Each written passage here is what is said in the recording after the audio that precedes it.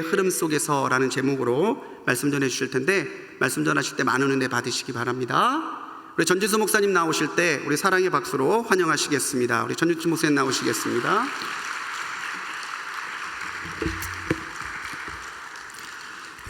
또 귀한 자리에 또 초대해 주시고 또 하나님의 은혜를 사모하는 귀한 분들에게 또 이렇게 말씀을 전할 수 있는 귀한 자리가 주어져서 너무나 감사하고, 또 오늘 이 시간을 통해서 우리가 하나님의 은혜 안으로 함께 나아가는 그런 시간이 되었으면 좋겠습니다. 잠시 기도하고 우리 말씀 함께 나누도록 하겠습니다. 사랑의 하나님, 감사합니다. 한 주의 시간 가운데 금요일이라는 이 시간을 우리가 정하여서 하나님 앞에 뜨겁게 찬양하고 또 말씀을 나누고 기도할 수 있는 이 귀한 은혜의 시간을 우리에게 허락하여 주심에 감사합니다. 하나님, 너무도 바쁘고 살아가기 힘든 시대 가운데 우리가 살아가고 있습니다. 코로나라는 어려운 상황 가운데 우리가 살아가며 많은 여유와 또 우리 시간을 사용하는 것에 많은 어려움을 경험하며 살아가고 있습니다. 이렇게 바쁘고 분주한 우리의 시대 가운데 소중한 한 분 한 분의 시간을 하나님을 만나는 것을 사모하며 이 자리에 나오신 귀한 한 분 한 분을 주님의 손에 올려드리기 원합니다. 또한 동일한 마음으로 이 자리에 함께 하시지 못하지만 각자 계신 곳에서 그 하나님의 말씀을 사모하기 위하여 온라인으로 함께 하시는 그 귀한 한 분 한 분의 그 장소 가운데서도 성령 하나님께서 찾아가 주시고 말씀하여 주시길 간절히 소망합니다. 저희들이 간절히 바라는 것은 다른 것이 아니라 이 시대 가운데 하나님이 원하시는 그 삶의 모습을 바라보며 하나님과 동행하며 살아가는 참된 하나님의 자녀가 되기를 간절히 소망합니다. 성령 하나님, 이 자리 가운데 우리 모임 가운데 함께 하심을 믿습니다. 이 시간 가운데 하나님의 말씀을 나누는 이 시간을 통하여서 성령님께서 전하는 자도 붙잡아 주시고, 또한 이 자리에 함께 모여 듣는 한 분 한 분 가운데도 성령님께서 임재하여 주셔서, 또한 온라인으로 함께 이 말씀을 들으시는 한 분 한 분의 그 처소 가운데서도 성령님께서 지금 찾아가 주셔서 그 마음속 깊이 그 마음을 어루만져 주시고, 한 분 한 분 마음속에 하나님을 사모하는 그 마음을 아시는 하나님 위로하여 주시고, 하나님이 한 분 한 분에게 말씀하시고자 하는 그 말씀들이 성령님의 능력 안에서, 주님의 말씀 안에서 온전히 전달되어질 수 있는 시간이 되어질 수 있도록 성령님 역사하여 주시옵소서.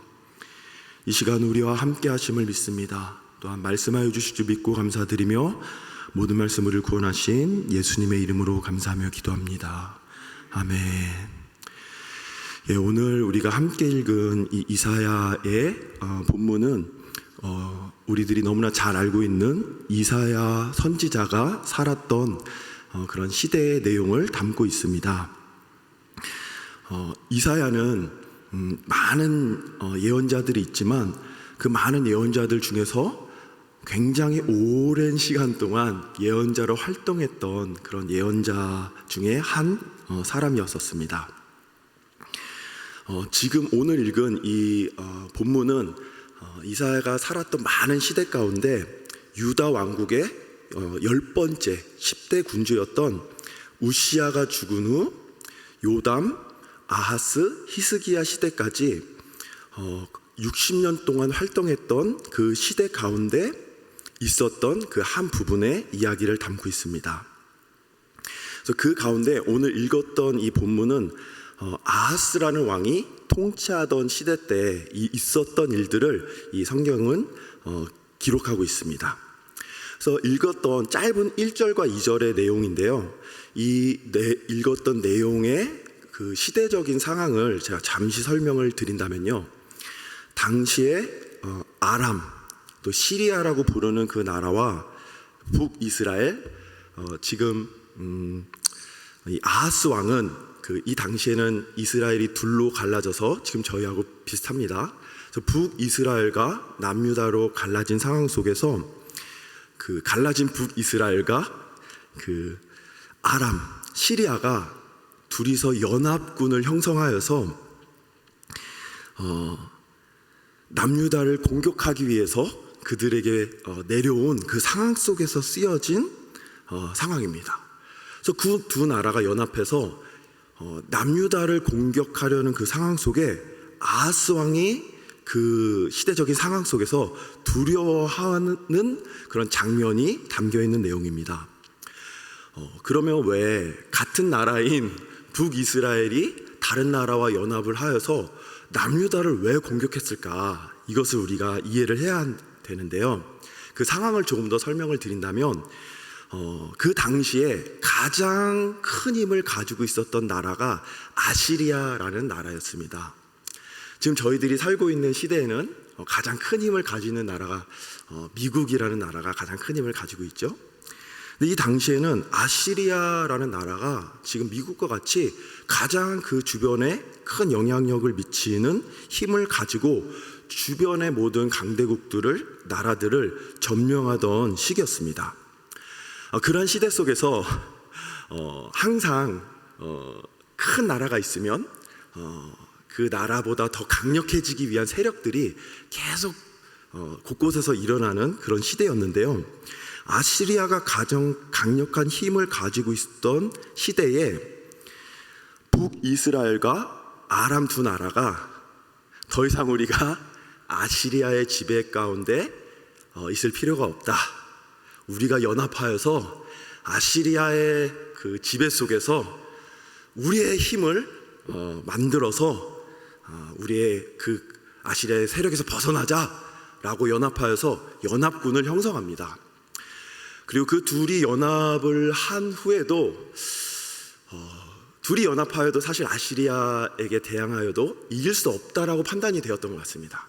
그러면서 이제 남유다에게 우리가 연합해서 아시리아에게 대항하려고 하니 우리 연합군에 너희도 동참을 해라 라고 제안을 합니다. 그러한 상황 속에서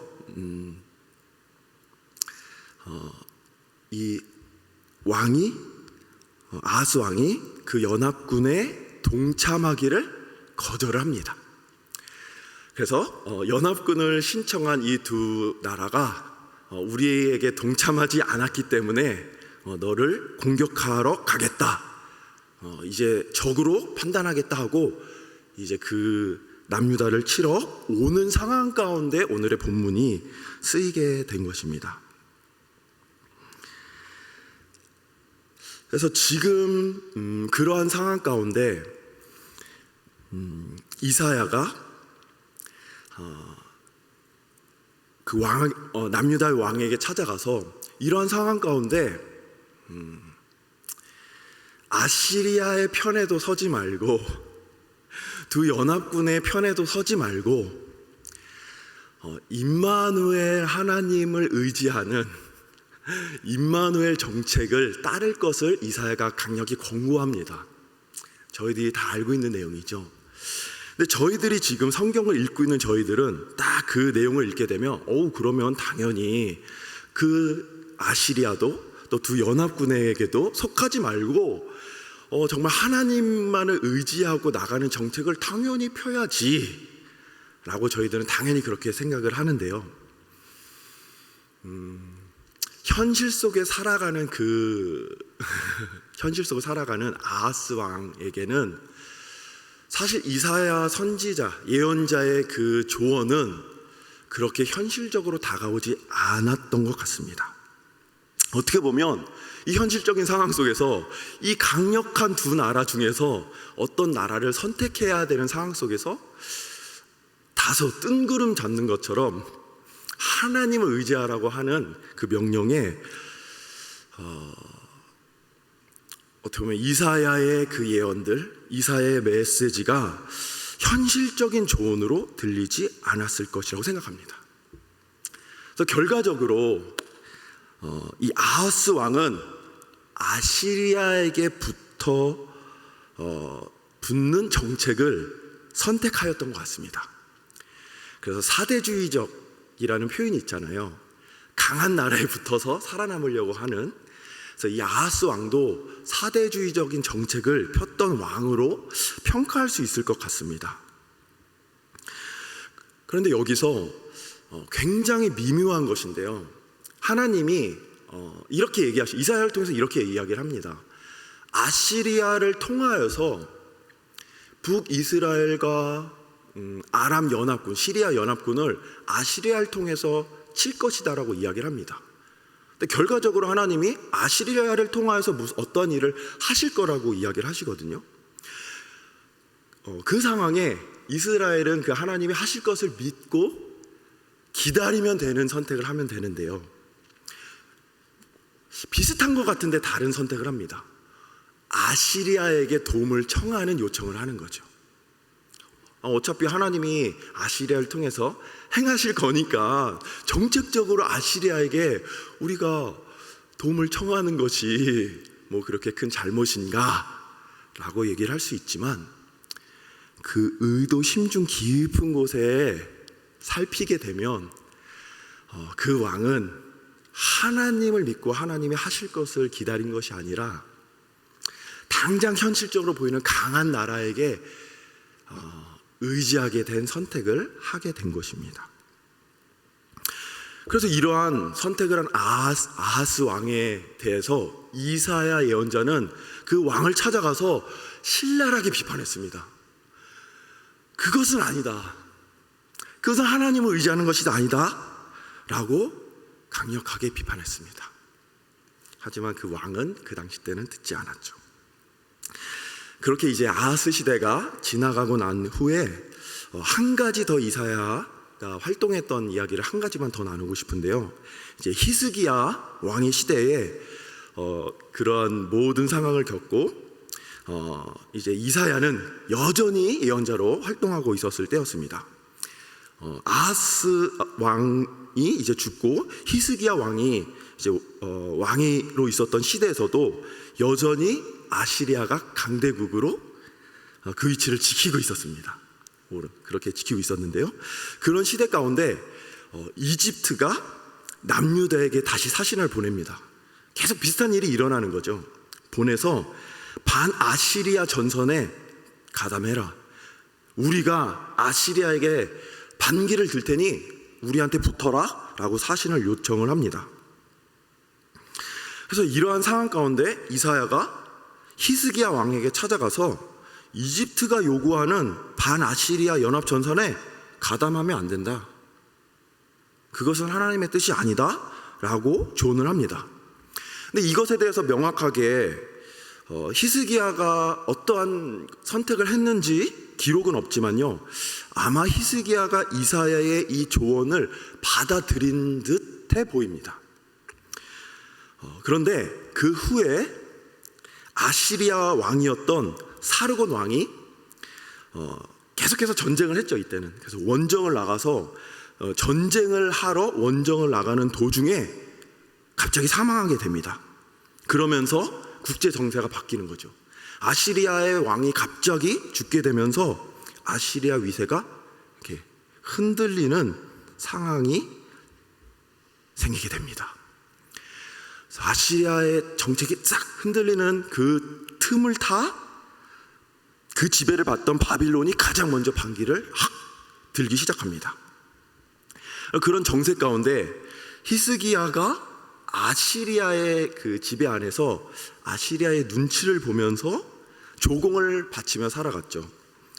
그러한 삶을 살아가지만 히스기야 마음속에서는 어떤 불만과 또 그 안에서 벗어나기를 원하는 그런 마음이 있었는 그런 차에 그런 정세가 바뀌고 또 바빌론이 반기를 드는 상황에 때는 이때다라고 선택하고 같이 아시리아에 공개적으로 반기를 드는 선택을 하게 됩니다. 그런 상황에 이집트 왕은 히스기야에게 계속 사실을 보여서, 맞아, 정세가 이렇게 변하고 있어. 우리가 이제 아시리아에게 반란을 일으켜서 이제 연합군을 일으켜서 이 아시리아의 그 독재를 막아야 돼. 이렇게 막 그런 이야기를 하게 됩니다. 이 두 가지 이야기를 통해서 사실 이렇게 단순하게 이야기할 수 있는 것은 아닌 것 같습니다. 이사야가 여러 가지 예언을 정했고 정말 국제적인 정세들이 저희들도 살아가면서 저희가 경험하는 여러 가지 국제적인 정세들이 있죠. 저희 내부적으로도 있고 미국과 중국 많은 나라들이 어떻게 움직이느냐의 그런 기묘한 정말 미묘한 차이에 의해서 또 눈치도 봐야 하고 어느 쪽에 더 이렇게 가까워져야 되는지에 대한 그런 여러 가지 정책들이 일어나고 있습니다. 아마 저보다 더 잘 아실 거라고 생각합니다. 근데 제가 이러한 이야기 가운데 이사야의 이야기를 통해서 끄집어내고 싶은 이야기는요, 구약의 시대 때도 그렇고 저희의 시대 때도 그렇고 어떤 시대적인 흐름이 있었고 그 시대적인 흐름 속에 분명히 하나님의 뜻이 있었고 그 하나님의 분명한 뜻을 분별하여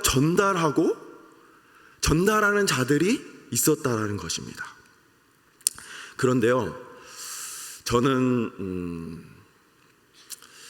예언서에 굉장히 관심이 많았습니다. 그래서 이제 성서학을 구약을 전공을 했고 아직 박사까지는 마칠 수 있는 그런 기회가 주어지지 않았지만 만약에 내가 박사학위를 하면 예언서를 할 것이다, 그 중에 이사야서를 하고 싶다라는 마음을 가졌었던 적이 있습니다.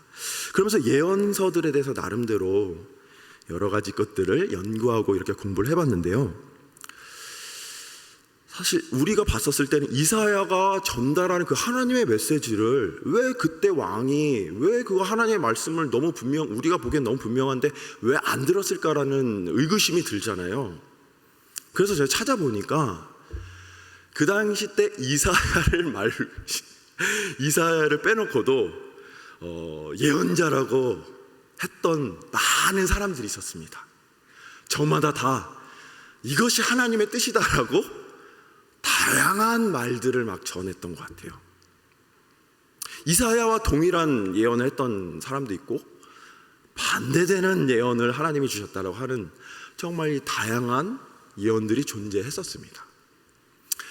그 당시 때는 누가 하나님으로부터 온 예언인지 알았을까요? 몰랐을까요? 알았던 사람들이 있고 몰랐던 사람들도 있었지만 사실 그때는 그게 아주 명확하게 판가름이 나기는 어려웠던 것 같습니다. 그 예언은, 그들이 얘기했던 예언은 언제 그게 검증이 되게 되냐면 그 예언이 전해지고 난 후에 한참의 시간이 지난 후 그 역사가 얘기해 준 것을 통해서 그때 말했던 이 사람이 진정한 예언자였구나가 후대의 판단이 되었던 것 같습니다.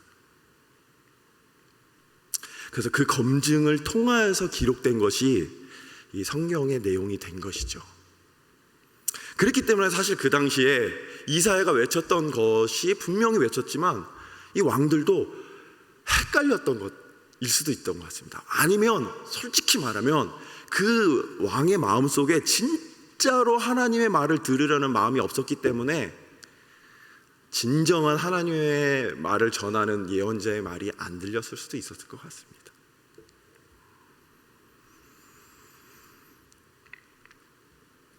분명한 것은 각 시대의 국제 정세 가운데 그 국제적인 흐름을 정확히 판단하고 그 정세 가운데 하나님이 원하시는 분명한 메시지를 분별하고 전하는 예언자들이 있었던 것입니다.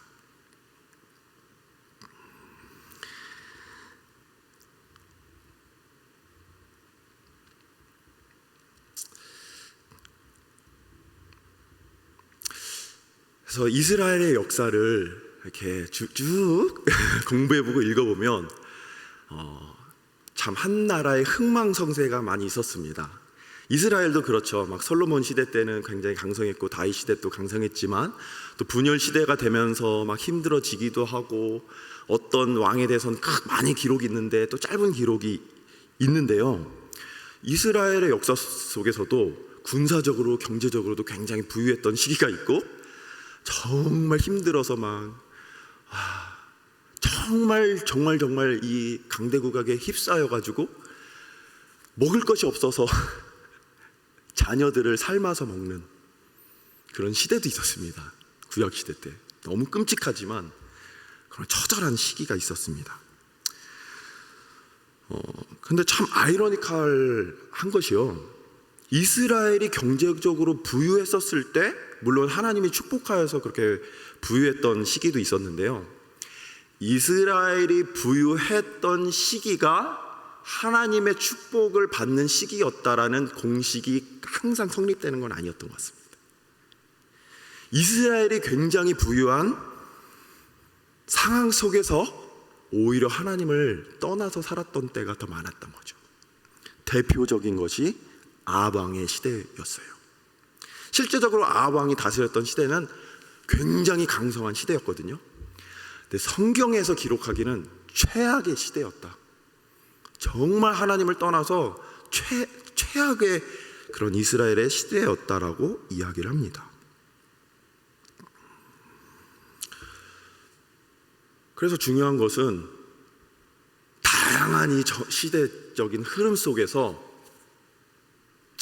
하나님이 이스라엘에게 어떤 것을 말씀하시고 있는지를, 그리고 하나님의 시각에서 그들이 어떠한 나라인지를 정확하게 아는 것이 중요한 것입니다. 여기서 저희들에게 질문이 주어지는 것이죠. 그렇다면 한국은 어떠한 시대적인 흐름을 지나가고 있는가? 우리의 정세 속에서 하나님이 보시기에 대한민국은 어떠한 나라인가를 분명히 분별해야 된다는 것입니다.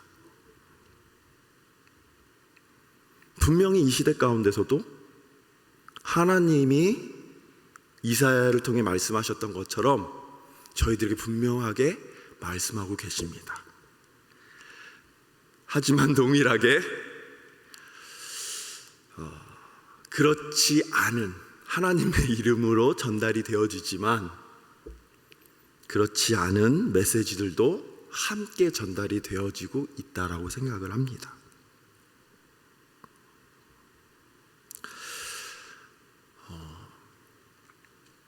그렇기 때문에 저희는 한국의 역사, 한국의 흐름을 한번 되돌아봐야 된다고 생각을 합니다. 너무 멀리 볼 수는 없을 것 같고요. 1900년대부터 지금까지의 모습을 한번 제가 생각해보고 고민해보고 정리를 해봤습니다. 1908년에 한국의 평양에서 이제 복음이 전해지고 대부흥이 일어납니다. 그곳에서 하나님을 믿고 성령의 엄청난 역사들이 1908년에 한국 땅에서 처음에 붐! 폭탄 터지듯이 오순절의 성령의 역사처럼 터지게 됩니다. 그런데 바로 2년 뒤에 일제가 불법적으로 한국을 강점하게 됩니다. 그리고 1919년부터 45년 26년간 한국 땅에서는 독립을 위한 운동의 시기가, 처절한 식민지 시기가 보내집니다. 그리고 45년에 그토록 꿈꾸던 독립이 이루어지게 되는데요. 그런데 그 독립이 이루어짐에 동시에 이후 5년간 미국과 소련의 힘싸움에 희생되는 장소가 됩니다. 이스라엘도 참 비슷했던 것 같아요. 나라 사이즈도 비슷하고요. 강대국으로 들어가기 위한 딱 요충지에 있었습니다. 이집트에서 쓱 지나가서 가나안 땅으로 지나가기, 밑에 위에 나라들로 쭉 가기에 딱 거기에 끼어 있었습니다. 이스라엘이. 저희들도 그렇죠. 일본이 중국을 나가기에, 또 중국이 우리를 통해서 나가기에 딱 그곳에 끼어 있어서 미국과 이 소련과의 싸움에서, 싸우려면 자기들 나라에서 싸울 것이지 자기들의 싸움을 힘없는 저희들 나라에서 싸우게 됩니다. 그러한 이념 대립이 오래되면서 결국에는 저희들 안에 내부의 싸움으로 정말 마음 아픈 그 한국 전쟁이 1950년에 발발하게 됩니다. 그리고 이제 둘로 갈라져서 죄송하지만 저는 그렇게 생각합니다. 북한도 공산주의 안에서 독재가 이루어졌고, 남한도 민주주의라는 그런 사회체제였지만 독재적인 그런 정치가 이루어졌다고 저는 생각을 합니다. 아무튼 그러한 시기 속에서 이제 군부 독재의 시기에 민주화를 위한 민주화 운동이 일어나게 되고, 1950년부터 60년대 한국에 대한 기록을 찾아보면 이렇게 기록되어 있습니다. 한국 전쟁 후 거지들이 가득한 나라로 한국은 몰락했다. 미국이 당시에 27억 달러를 지원한 정말 구제가 필요한 나라였다. 불과 70년 전 1950년에 그렇게 기록하고 있습니다. 그리고 60년부터 70년까지 새마을 운동이 시작되면서, 아마 그 시대 때 사셨던 인생의 선배님들이 이곳에 계신 것 같은데요, 새마을 운동이 시작되면서 경공업 수출이 조금씩 시작되고요, 70년부터 80년대 사이에는 베트남 전쟁, 그 가운데 월남전을 참전하셨던 분들도 있고, 저희 아버지도 이제 월남전을 참여를 하셨었는데, 그 베트남 전쟁이 종결되고 또 오일 쇼크가 일어나는 어떤 그런 사태가 있었습니다. 그 다음에 이 80년대부터 진정한 한국이 경제적으로 탄탄해지는 시기가 되었는데요, 중공업이 육성되고 경제적 성장의 시작이 되었고, 또 한편으로는 악한 법들이 이때 좀 형성되었고, 또 그것에 반하여 민주화 운동도 좀 일어났고, 또 오일 쇼크는 계속되었고, 그런 중공업 육성 가운데 많은 타격이 있었던 시기였습니다. 근데 그러한 상황 속에서 88 올림픽이 개최되었고, 그 올림픽을 통하여서 저희들이 경제적으로 발돋움할 수 있는 어떤 그런 자본들이 이렇게 들어오는 시기가 됩니다. 그래서 90년대부터 참 큰 변화가 이루어지게 됐는데요, 세기의 변화가 되면서 저희들이 유엔에 가입하게 되고, 문민정부의 시작이 또 시작되면서 경제 강국으로 진입하며 성장하는 시기가 되었습니다.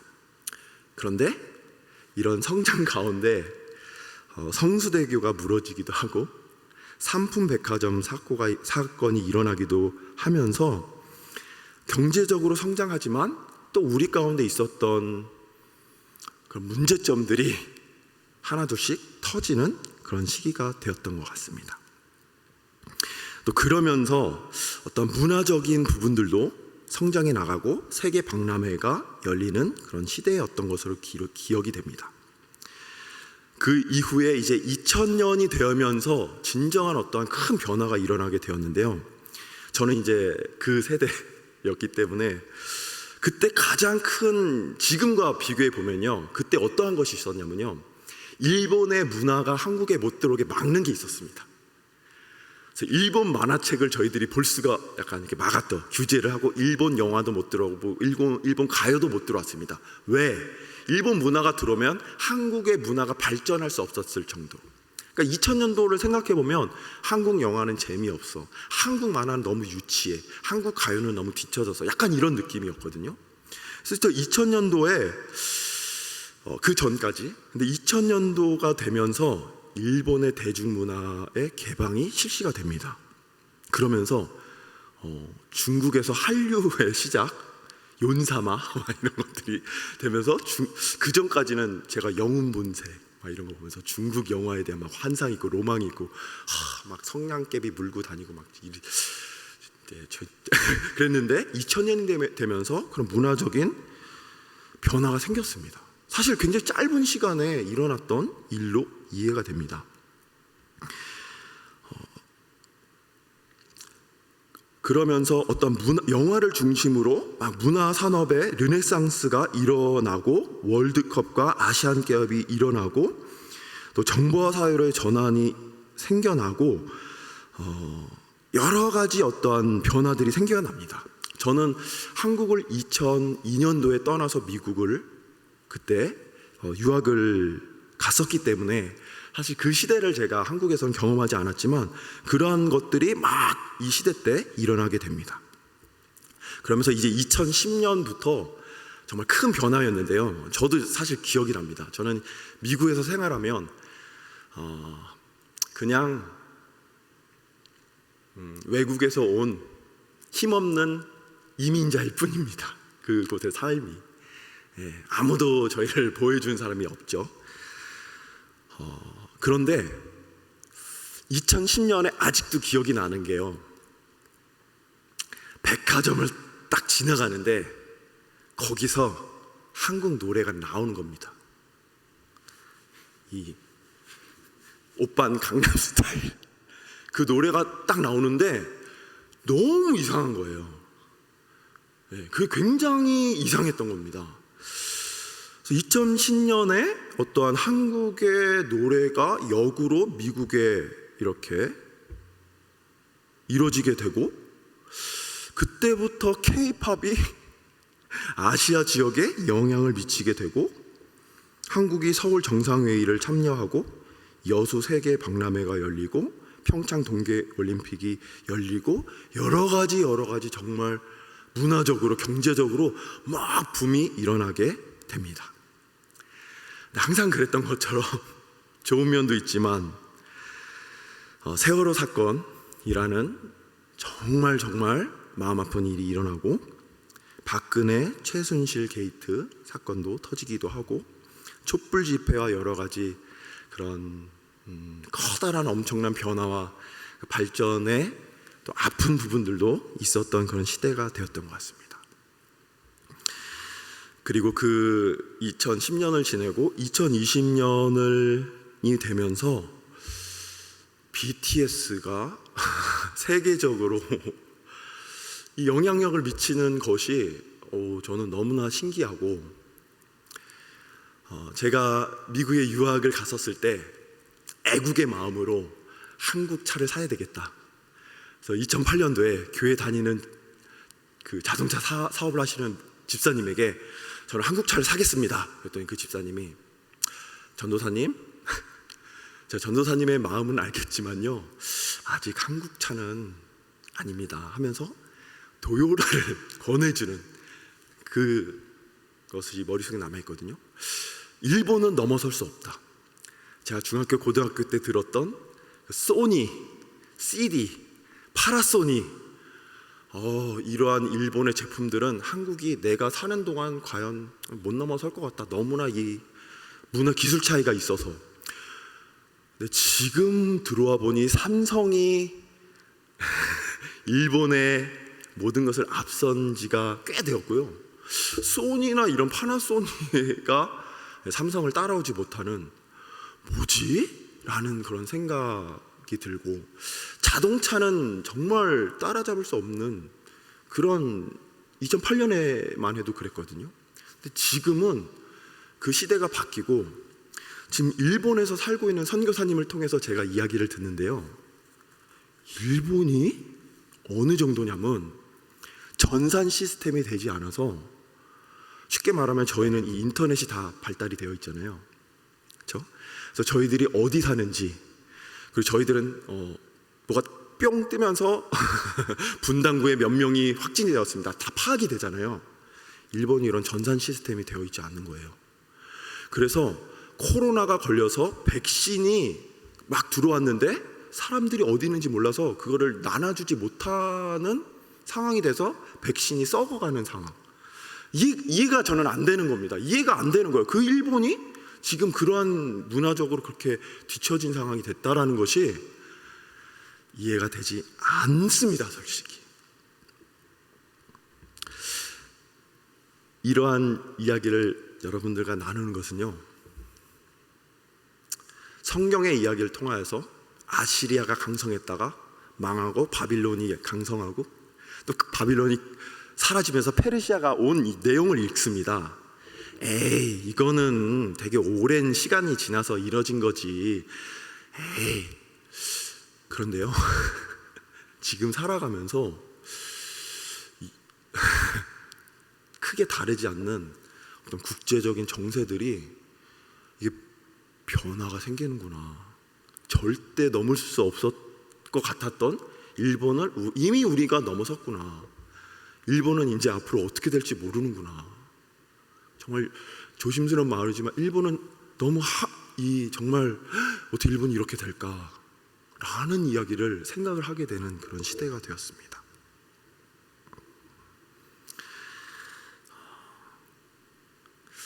나누고 싶은 것은 한국이 초고속 경제 성장을 이룬 나라인 것은 저희도 세계도 부인할 수 없습니다. 65년부터 80년까지 경제학자들은 동아시아의 기적이라고 이야기합니다. 그 중에 한국은 동아시아 국가 중 최상의 성과를 냈습니다. 이렇게 짧은 시간 동안 이런 경제 성장을 한 것은 역사 속에서도 없었습니다. 그래서 세계 경제학자들은 이것을 한강의 기적이라고 부릅니다.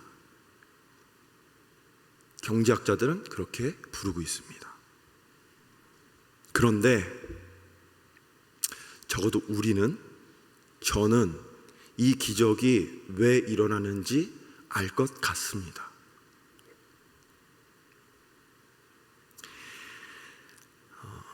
정말 우리가 전쟁으로 깨어지고 힘든 시기에 우리나라를 위하여 예수님의 마음을 가지고 우리 땅에 오셔서 헌신했던 많은 선교자님들의 헌신이 있으셨고요. 그 가운데 한국 민족의 어떤 특성인 것 같습니다. 비슷하게 일본에게도 복음이 들어갔는데요, 전례 없이 한국이라는 나라는 그 복음을 모든 사람들이 목숨을 걸고 그 복음의 모든 것을 내어 던진 그런 나라로 기록이 되어 있습니다. 엄청난 그런 부흥이 일어나는 속에 나라를 위해, 민족을 위해 간절히 기도하였던 그 선조들의 기도, 선교사님들의 헌신을 통하여서 하나님이 우리에게 주신 축복이라고 저는 믿습니다.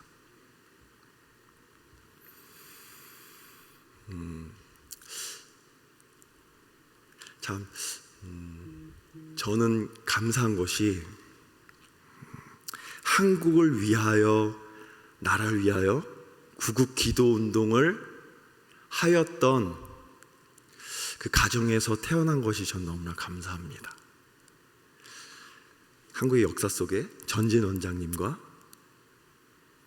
또 철원 대한수도원, 양평 대한수도원 속에서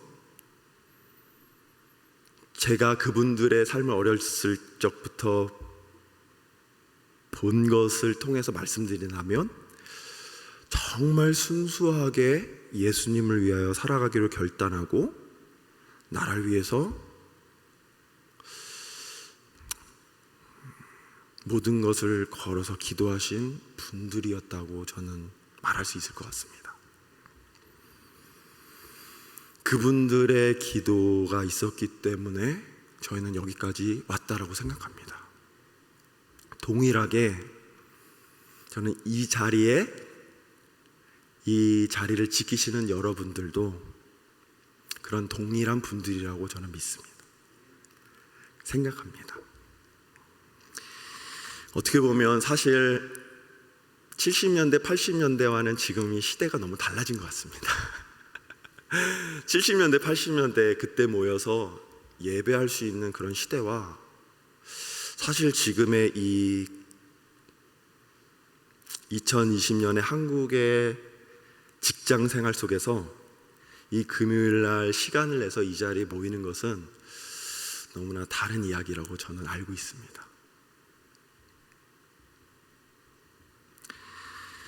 그렇기 때문에 이 자리에 나오신 여러분들은 너무나 소중하신, 또 하나님이 보시기에 너무나 귀한 기도의 중보자들이라고 저는 믿습니다.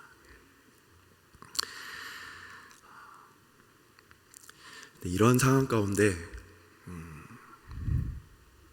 한 가지 저희들이 돌아보아야 할 것은 과연 한국 교회가 우리가 나아가고 있는 방향이 정말 하나님이 원하시는 방향인지를 돌아봐야 할 시기라고 생각합니다. 하나님의 그 큰 축복을 받은 이후에 맞습니다. 하나님의 축복을 우리가 기도하고 바라는 것은 너무나 필요하죠. 그런데 성경은, 예수님은 축복의 삶에 멈추는 것을 말하지는 않는 것 같습니다. 축복이 목적은 아니었던 것 같아요. 하나님의 우리와 함께 하신다는 것의 징표 중에 하나이고요, 진정한 교회가 나아가야 할 길은 예수님이 걸어가셨던 그 고난의 길을 동참하는 길을 걸어가는 것이라고 생각합니다.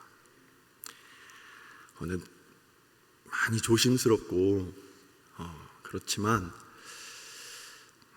어느 순간에 한국 교회는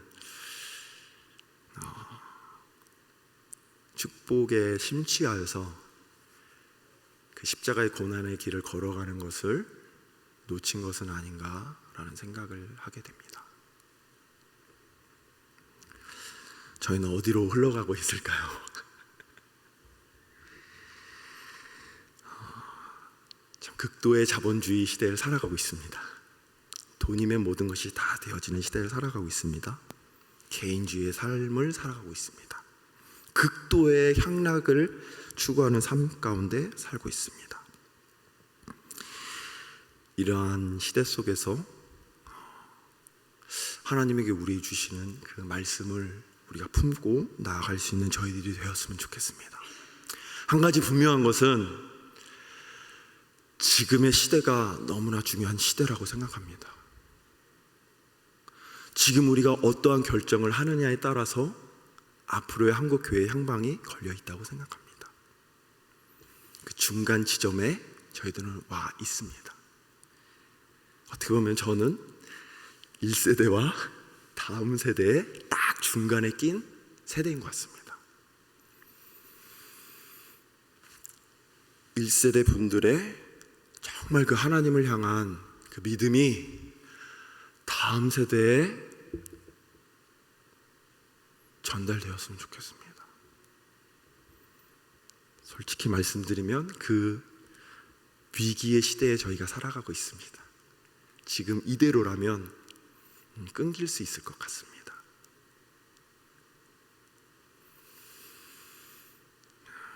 이럴 때일수록 더 저희들이 깨어서 하나님, 정말 하나님이 저희들에게 원하시는 것이 무엇인가요? 교회가 된 우리들이 어떠한 방향으로 나아가야 할까요? 정말 이 힘든 무한 경쟁 시대에서 살아가야 할 우리의 자녀들이 이 사회 속에서 정말 예수님의 동행함 가운데 살아갈 수 있는 그런 아이들로 살아갈 수 있도록 우리가 그 역할을 할 수 있을까요? 이것을 기억하며 나갈 수 있는 저희들이 되었으면 좋겠습니다. 부족하지만 지금 중학교, 고등학교 아이들과 함께 생활하면서 항상 고민하고 그 아이들을 이해하려고 노력하고 있는 것 같습니다.